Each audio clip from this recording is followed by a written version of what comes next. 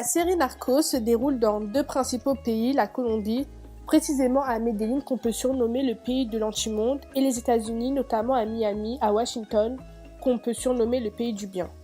Dans l'antimonde, les prisons sont représentées comme des petits foyers chaleureux, les gardes sont corrompus, alors que dans les prisons américaines, c'est plus radical. Les prisons sont représentées comme des cages, les prisonniers sont coupés du monde à l'inverse des prisons colombiennes, où la seule chose que les prisonniers ne peuvent pas faire, c'est sortir. Mais ils peuvent tout faire dans leurs cellules, par exemple ramener des prostituées à l'intérieur de leurs cellules.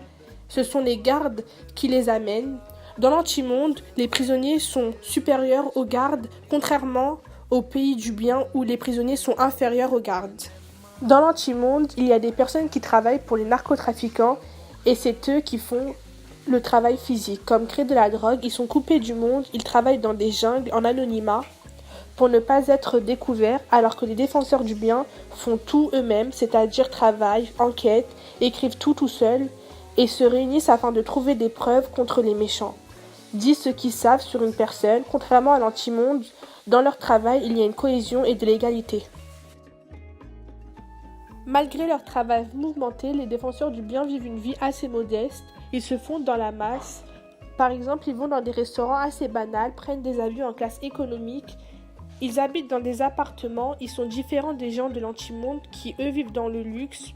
Les gens de l'antimonde vont dans des restaurants luxueux où ils réservent tout le restaurant. Chez eux, leurs domestiques leur préparent des buffets.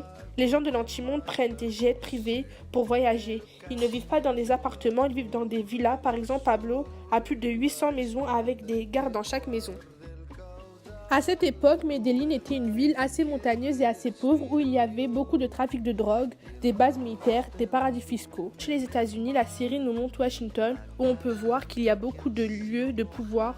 On peut voir que c'est un pays assez développé et puissant. Medellín était une ville à forte criminalité où il y avait des zones de guérilla, par exemple avec le M19 ou le mouvement du 19 avril, qui est un groupe de communistes.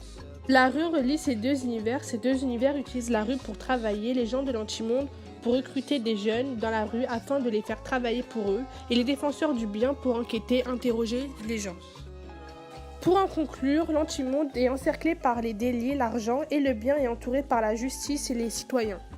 Mais dans l'antimonde, il y a aussi des choses légales comme les prisons, des choses dérogatoires, par exemple les paradis fiscaux, des choses informelles, les espaces de squat, et pour finir, des choses illégales, notamment les espaces de drogue et les lieux de prostitution.